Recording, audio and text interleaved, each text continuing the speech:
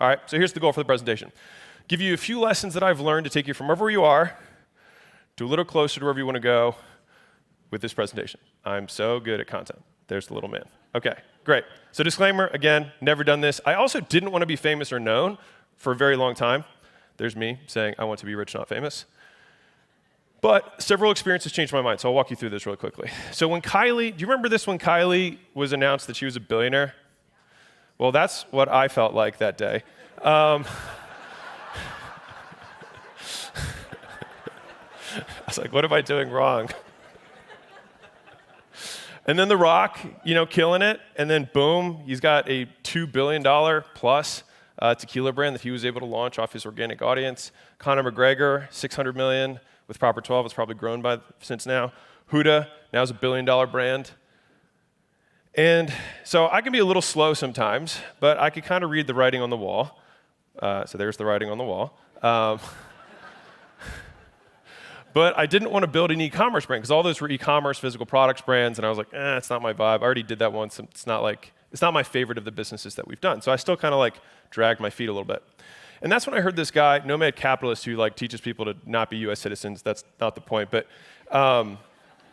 so you can not pay taxes. But anyways, that's when I heard a podcast with this guy, and he was like, oh yeah, I get about 3,000 applications a month. I was like, holy cannoli. I was like, well, if I had 3,000 applications a month, I would make at least $1 if that were my life. And so I realized it could work for B2B, not just e-commerce stuff. I was like, that's neat.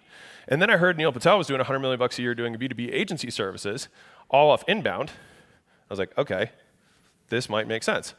And so again, I still was like, all right, so it does work for B2B, organic stuff works, but I still didn't really want to be famous. That was not my vibe. And so I met up with dear friends of ours, Lisa and Dean Graciosi, and we had a conversation that was kind of the last straw here. So I was like, dude, being famous sounds terrible. He was just telling us about how somebody showed up his house and threatened his kids, and I was like, that sounds awful. Why? No, thank you. I'm good. I will just pass on grass. And so he was like, if getting harassed and attacked is the price I have to pay for it's supposed to say impact.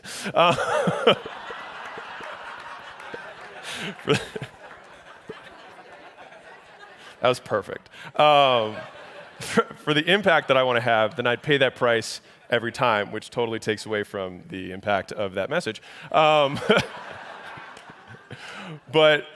I was like, he's right. You know what I mean? He said, if that's the price I have to pay to make the impact I want to have, then I pay that price every time. I was like, all right, I need to stop being all right.